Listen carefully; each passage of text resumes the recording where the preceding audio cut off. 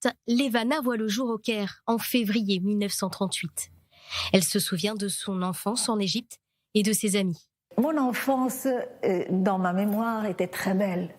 Écoutez, nous habitions à 20 minutes du Caire, une villa très belle, avec un jardin qui était très beau. J'allais chez les sœurs et là, j'avais mes deux meilleures amies.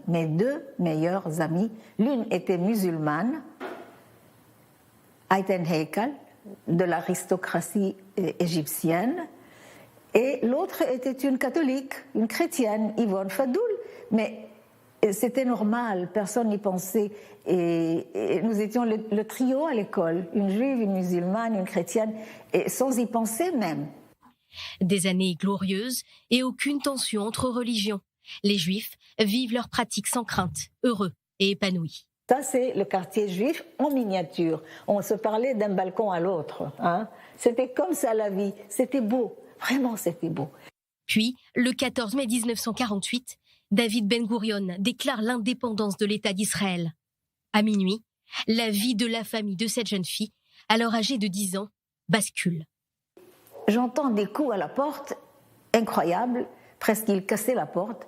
Ils sont entrés, une dizaine, je crois, de gendarmes, d'officiers égyptiens, et ça m'impressionnait. Son oncle, lui, est emprisonné. Son tort, être juif et sioniste. Comme des dizaines de milliers de juifs égyptiens, Victor et Esther Vidal, les parents de Levana, vivent dans la crainte d'être victimes de massacres et de pogroms. Un an plus tard, les autorités procèdent à l'expropriation de leurs biens, vendent aux enchères l'imprimerie de la famille. Un véritable traumatisme. Levana et ses frères quittent alors leur pays par bateau, direction le grand camp d'Arenas, à Marseille, un camp de transit. Quelques mois plus tard, la famille Vidal est sélectionnée pour faire son alia, la montée en Israël. Si le père s'y oppose, la mère, elle, est bien décidée à changer de vie. Elle a dit non. Elle a dit « Je veux aller dans un pays où tout le monde est juif, pour que personne ne dise à mes enfants, sale juif. » Parce qu'elle a entendu cela. Elle ne voulait pas de ça pour nous. Direction le nord du pays, Tibériade, dans les Mahabar, les camps de transit. Là aussi, les conditions ne sont pas des plus confortables. Et là, c'était la catastrophe pour ma mère, pour mon père aussi, parce que qu'est-ce qu'on nous a donné? Une tente, une grande tente, bien sûr, mais au mois d'octobre, novembre, décembre, l'hiver de 1950 était très dur en Israël. Son père et son frère sont ouvriers dans le bâtiment, puis évoluent. Sa mère est infirmière à l'hôpital de Tibériade. Rapidement, ils s'intègrent grâce à leur force de caractère, mais aussi grâce à leurs compétences linguistiques, le français, l'anglais et l'arabe.